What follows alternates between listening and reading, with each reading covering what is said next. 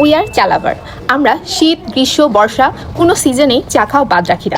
38 degree, 40 degree, 42 degree গরম, তাতে কি? আমাদের তো চা না খেলে দিনই শুরু হয় না।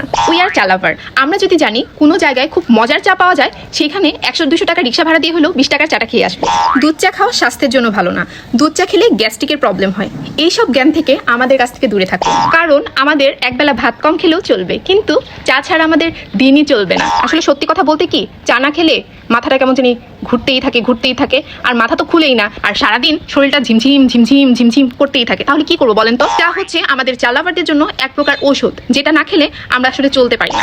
ও মা, আত্মীয় বাড়ি গিয়েছেন, 7-8 প্রকার আইটেমের নাস্তা দিয়েছে, কি ব্যাপার চা নেই? তাহলে আমরা ওই সব বাসা বর্জন করি। উই আর চা লাভার। আমাদের চা খেতে কোনো সময়ের প্রয়োজন হয় না। রাত 12টা বাজে, রাত 1টা বাজে, তাতে কি?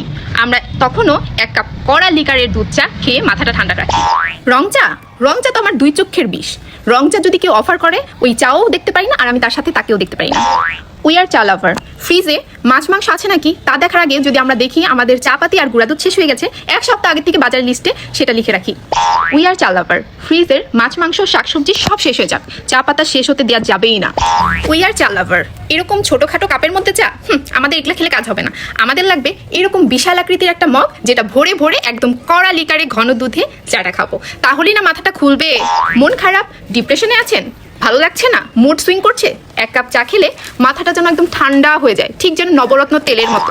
আর যাদের আমার মতো দিনের শুরু থেকে শেষ পর্যন্ত 1 কাপ কড়া লিকারে ঘন দুধের চা না খেলে দিনই শুরু হয় না বা শেষ হয় না, তারা অবশ্যই এই ভিডিওতে লাইক আর কমেন্টে তাদের মতামত জানাতে ভুলবেন না। আল্লাহ হাফেজ।